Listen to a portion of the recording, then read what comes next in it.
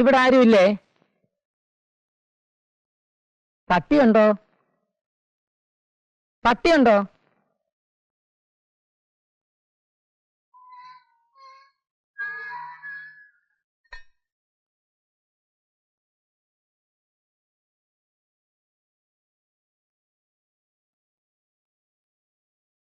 ഇവിടെ ആരുമില്ലേ?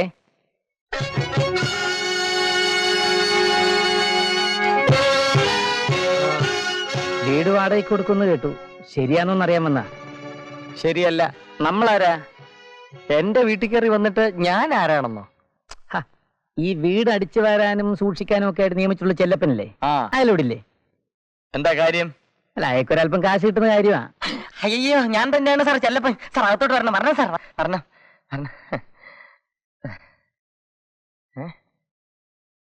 ഞാൻ തന്നെയാണ് ആ ചെല്ലപ്പൻ സാറിന് വിശ്വാസം വരുന്നില്ലേ? ഓ, അത് ശരി. ഇത് വിശ്വരൂപം, നേരത്തെ കണ്ടത് അവതാരം. ഇതെല്ലാം ചെല്ലപ്പന്റെ ഒരു തമാശയല്ലേ സാർ? നമ്മുടെ കിഷൻ പറഞ്ഞ പോലെ സർവവിശ്വാസന ഛായ സംഭവാമി യുഗേ.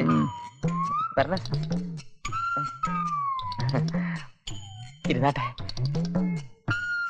ഒരു 100 ഒഴിക്കട്ടാ? വേണ്ട, എന്നാ ഞാൻ ഒഴിച്ചട്ടെ.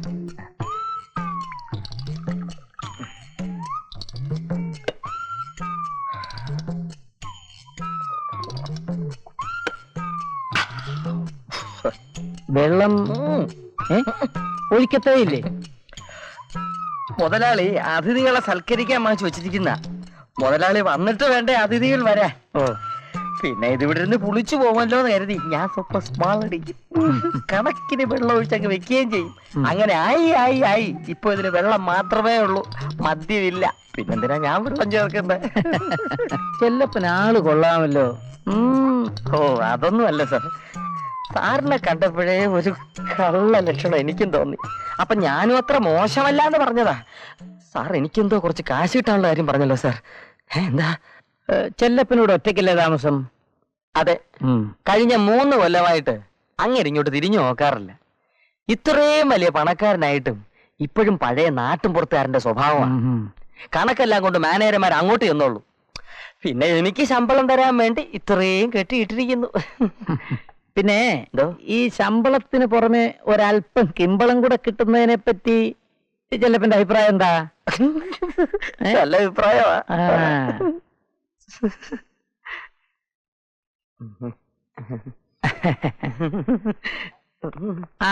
ഏതായാലും ഇതിരിക്കട്ടെ. കള്ളന് കഞ്ഞി വെക്കുന്നവനുണ്ടെന്ന് അറിയാം, കള്ളന്റെ തന്തയ്ക്ക് കഞ്ഞി വെക്കുന്നവനുണ്ടെന്ന് ഞാനിപ്പോഴാ അറിയുന്നത്. ജീവിക്കണ്ടേ സാർ? അപ്പോ നാളെ മുതൽ രാമുണ്ണിമേനോന്റെ മോനോട് താമസിക്കാൻ വരുന്നു. അയ്യോ, അതായത് ഞാൻ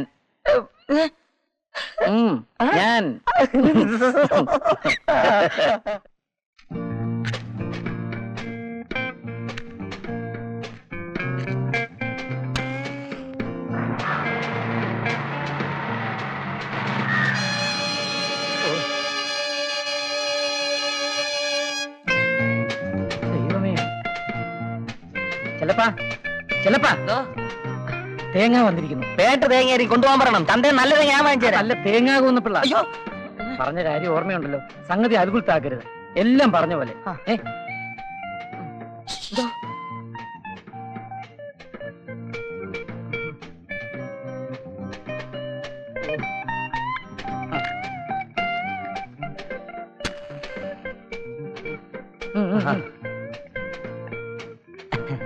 ഹലോ മിസ്റ്റർ ഹരി.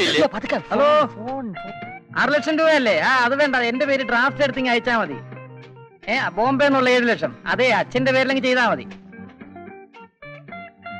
ബെൻസ് വേണം, ഉടനെ കിട്ടണം. ഈ അംബാസഡർ കാറിലൊന്ന് യാത്ര ചെയ്യാൻ വയ്യെന്നേ. അതേന്നേ, ഞാൻ ആ ബെൻസ് കാറിന്റെ കാര്യം തന്നെ പറഞ്ഞത്. അത് ഉടനെ അങ്ങ് എത്തിക്കണം. ശരി, വെക്കട്ടെ.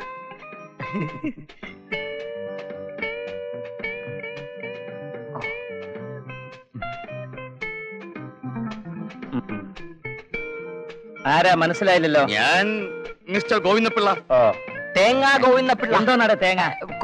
അച്ഛൻ. അയ്യോ അമ്മാവാ, ഞാൻ അറിഞ്ഞില്ല. ഞാൻ അറിഞ്ഞില്ല അമ്മാവ, ക്ഷമിക്കണം. സാരമില്ല, ഇനിയല്ലേ അറിയാൻ പോകുന്നത്. മല്ലിക എന്നോട് എല്ലാ കാര്യങ്ങളും പറഞ്ഞു. ഉടനെ പോയി കല്യാണം നിശ്ചയിക്കാൻ പറഞ്ഞ് എന്നെ ഇങ്ങോട്ട് അയച്ചത്. ഞങ്ങള് കൊല്ലും കൊലയും നടത്തിയ കുടുംബക്കാരാ. നേരെ വാ നേരെ പോ. അല്ല, നമുക്കിനി എന്ന് കല്യാണം നടത്താം? എത്രയും പെട്ടെന്ന് നടത്തണമെന്നാ എന്റെ ഒരു അല്ല, അതിനു മുൻപ് അച്ഛനെയും അമ്മയും അറിയിക്കണ്ടേ? അവിടെ ആയി കുഴപ്പം. അച്ഛനും അമ്മയും കൂടെ വന്നിട്ടേ എന്നെ ഈ ടാറ്റായുടെയും ബെർളയുടെയും മാതിരിയുള്ള ഏതെങ്കിലും കുടുംബത്തിൽ കെട്ടിക്കണമെന്നും പറഞ്ഞ് നടക്കുക. ജാതകം തന്നെ കൊണ്ടുപോയിരിക്കുക. പക്ഷെ ഒരു കാര്യം, ഞാൻ മല്ലികയല്ലാതെ വേറെ ആരെയും ഈ ജീവിതത്തിൽ കല്യാണം കഴിക്കത്തില്ല. ഒരൊറ്റ നിർബന്ധമാണ്. അപ്പോ ഇനി എന്തോ ചെയ്യും? ഓ, ഇനിയിപ്പോ എന്തോ ചെയ്യാനാ? എത്രയും പെട്ടെന്ന് കല്യാണം അങ്ങ് നടത്തണം. അപ്പോ അച്ഛനറിഞ്ഞാലോ?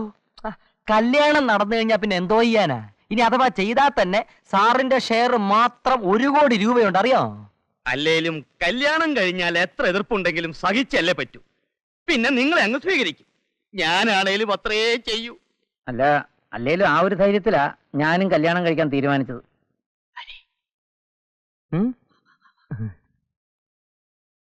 അപ്പോ നാളെ തന്നെ നിശ്ചയവും മോതിരം മാറ്റവും നടത്താം.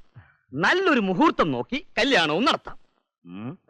എല്ലാം കഴിഞ്ഞിട്ട് അവസാനം ആളുകൾ അറിഞ്ഞാ മതി. മിക്കവാറും അവസാനമേ എല്ലാം അറിയത്തുള്ളൂ. പക്ഷെ ചില ചില്ലറ പൊട്ടിത്തെറിയൊക്കെ ഉണ്ടാവും. അതൊന്നും സാരമില്ലെന്നേ. എല്ലാം പെട്ടെന്ന് ആറി തണുത്തോളൂ. അമ്മാവന് തീർച്ചയാണോ? Sugar sugar.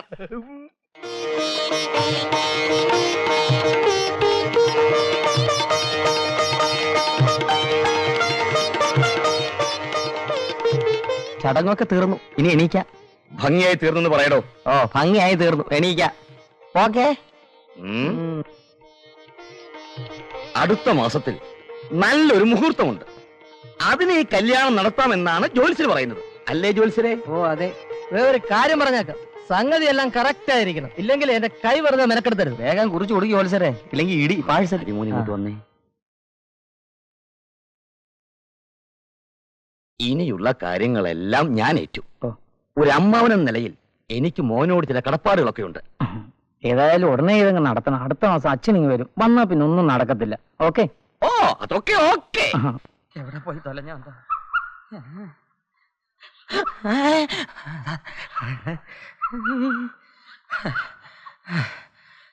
എന്നാ പണിയായി കാണിച്ച്? ബാങ്കിൽ അന്വേഷിച്ചു കണ്ടില്ല, ബാറിൽ അന്വേഷിച്ചു കണ്ടില്ല. നീ ആ ഗോപാലകൃഷ്ണനെ കണ്ടോ? അവനൊരു പെക്ക് വാങ്ങിച്ചു തരാന്ന് പറയണ്ട. ഞാൻ മെനക്കെട്ട് ഇവിടെ നിൽക്കുന്നത്. ഞാൻ ഗോപാലകൃഷ്ണൻ പരമേശ്വരനൊന്നും കണ്ടില്ല. കയ്യിലായിരിക്കുന്നല്ലോ ജുബയൊക്കെ. എവിടുന്നാ? ഇതെല്ലാം കിളവന്റെ. ഇന്ന് തേച്ച് മുടക്കി പെട്ടിക്കകത്ത് കയറ്റണം. അതെന്താ? ആ കിളവനും കിളവിയും വരുന്നുണ്ട്. ആരെ? എന്റെ യജമാനും പന്നി പത്നിയും. അയ്യോ, ഹരിച്ചേട്ടാ, ഹരിച്ചേട്ടാ, ആകെ ചളമായാലും ഇനിയിപ്പോ എന്തോ ചെയ്യും? ചക്ക കുഴയുന്ന പോലെ കുഴഞ്ഞു. ഇനി ഒറ്റ വഴിയേ ഉള്ളൂ. എന്തോന്ന്? ആ കിഴവ മേനോന് ആനയും അമ്പാരി ആറും പുഴയും കാണാതെ ഒറ്റ ദിവസം ഉറക്കം വരില്ല. കുറച്ച് ദിവസം ഇവിടെ താമസിച്ചിട്ടങ്ങ് പോവും. കൂടിപ്പോയാ ഒരാഴ്ച. ഈ സമയം കൊണ്ട് ചേട്ടൻ ഒരു ചുറ്റി ചുറ്റിട്ട് ഇങ്ങോട്ട് വന്നാ സംഗതി ഓക്കെ. ആ തേങ്ങയോട് എന്ത് പറയും? എന്തോന്ന് തേങ്ങ? ചേട്ടൻ ബിസിനസ് ടൂറിന് പോവാണ്, ഒരാഴ്ച കഴിഞ്ഞാൽ വരുള്ളൂ എന്ന് പറയണം. ഈ നാട് ചുറ്റിട്ട് വാന്നൊക്കെ പറഞ്ഞ ചെലവുള്ള കാര്യമാണ്. ഇപ്പൊ തന്നെ ഈ സ്റ്റൈലൊക്കെ കാണിച്ച് കഴുത്തട്ടം കടത്തില്ല. എന്നാലൊരു കാര്യം ചെയ്യും, ചേട്ടൻ എവിടെങ്കിലും ഒരാഴ്ച പോയി ഒന്ന് ഒളിച്ച് താമസിക്കും. ചെറിയ ലോഡ്ജില്. പുറത്തിറങ്ങുവോ ആരും കാണുകയോ ചെയ്യരുത്. എന്റെ പിഴപ്പ് വെള്ളത്തിലാവും. അതും ചെലവുള്ള കാര്യമാ. ഒപ്പിക്കാം. മല്ലികയിട്ട മോതിരമുണ്ട്, അത് പണയം വെച്ചേക്കാം. വിറ്റോ പറക്കോ എന്ത് വേണേലും ചെയ്യും. ഇനി കൂടുതലൊന്നും ആലോചിക്കണ്ട. തേങ്ങയോട് ഫോൺ ചെയ്ത് വിവരം പറയാം. അലോൻ, ആരാ? ഹരിമോനാണോ? എന്താ വിശേഷം? ബിസിനസ് ടൂറോ? ബോംബെയിലോ? എന്ന് വരും? ഒരാഴ്ച കഴിഞ്ഞോ? പിന്നെ വിമാനത്തിലൊക്കെ സൂക്ഷിച്ചു പോണം. കയ്യും തലയൊന്നും പുറത്തിടരുത്. പറഞ്ഞേക്കാം, വല്ലിയോട് പറഞ്ഞേക്കാം. ശരി. എന്റെ അന്നദാന പ്രഭു ഇതാ വന്നേ. നമസ്കാരം പോലെ. എന്താ ചെലവാ? ഒന്നുമില്ലേ.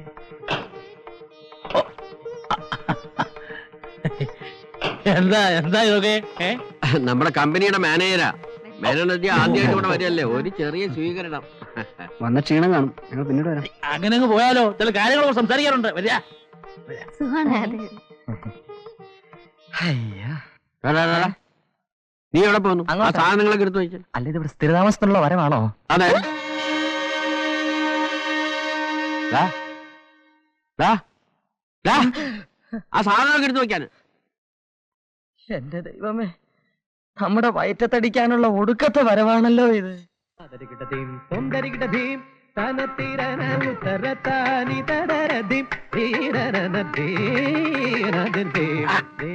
അവതാളം പഠിക്കാനാ അറിയാൻ മേലെ ചെയ്യാൻ പോരുത്. ഇതിലെന്തോ അറിയാതിരിക്കുന്നു. സാറ് താളം അടിക്കുന്നില്ല. അങ്ങനെയല്ല. ശ്രുതിമാത ലയപ്പിത, ശ്രുതി അമ്മ താളവച്ചൻ, അവതാളം അടിക്കുന്നവൻ തന്തയില്ലാത്തവൻ അർത്ഥം.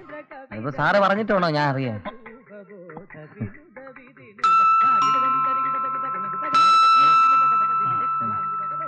സാർ അവിടെ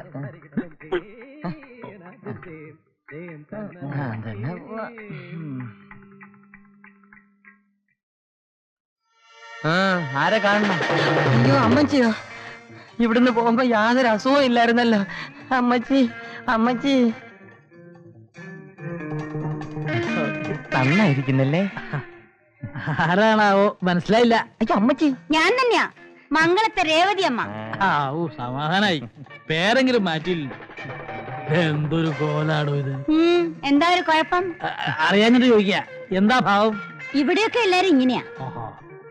ആ പിന്നെ ഞാൻ ക്ലബിലെ മെമ്പറായി. എന്താ ക്ലബ്? Women's club. താമസിക്കാതെ അവിടുത്തെ സെക്രട്ടറി ആവുകയും ചെയ്യും. പിന്നെ നിങ്ങൾക്കുള്ള ഉടുപ്പൊക്കെ അവിടെ കൊണ്ടുവന്നിട്ടുണ്ട്. ഈ വേഷമൊക്കെ മാറ്റി നല്ല ടിപ്പ് ടോപ്പ് ആയിട്ട് ഡ്രസ് ചെയ്ത് നിൽക്കണം. ഇത് സിറ്റിയാണ്. എത്ര പണം ഉണ്ടെങ്കിലും ഗമയില്ലെങ്കിലേ ആരും വകവയ്ക്കില്ല. എന്നെ കൊണ്ട് ഇട്ടൊക്കെ പറ്റൂ, അല്ലാണ്ട് ഈ കോപ്പറാണ്ടി വേഷമൊന്നും കേട്ടാ എന്നെ കൊണ്ട് പറ്റില്ല. ആ നടുക്കടലിൽ ചെന്നാലും നക്കിയെ കുടിക്കുള്ള അമ്മച്ചി എന്നൊരു ചൊല്ലുണ്ടേ. എടാ മണിയടിക്കാടാ, കാക്ക കുളിച്ചാൽ കൊക്കാകുമോ എന്നും ഒരു ചൊല്ലുണ്ട്. ഉണ്ടുണ്ട്, അങ്ങനെ ഒരു ചൊല്ലുണ്ട്. സാറ് പറഞ്ഞ ശരിയാ. എനിക്ക് സമയമില്ല, ഡാൻസ് ക്ലാസ്സിൽ പോണം. ഡാൻസ് ക്ലാസ്സോ? ആ ഈ പ്രായത്തിലോ? ഏയ് ഇത് വേറെ ഡാൻസ്, ട്വിസ്റ്റ്. ഇതാണ് ലേറ്റസ്റ്റ് ഇംഗ്ലീഷ് ഡാൻസ്, ട്വിസ്റ്റ്. ഇത് അറിയുന്നിടത്തൊരു ഫാഷനാണ്. അപ്പൊ അരങ്ങേറ്റം കെട്ടിയവരെ നെഞ്ചത്തായിരിക്കും. അല്ലെങ്കിൽ ഞാൻ നന്നാവണം നിങ്ങൾക്ക് ഇഷ്ടമല്ലല്ലോ. ചെലപ്പാ ഇതൊക്കെ കൊണ്ടൊന്ന് മുകളിൽ വെക്ക്. കല്യാണി നമുക്ക് പോവാം.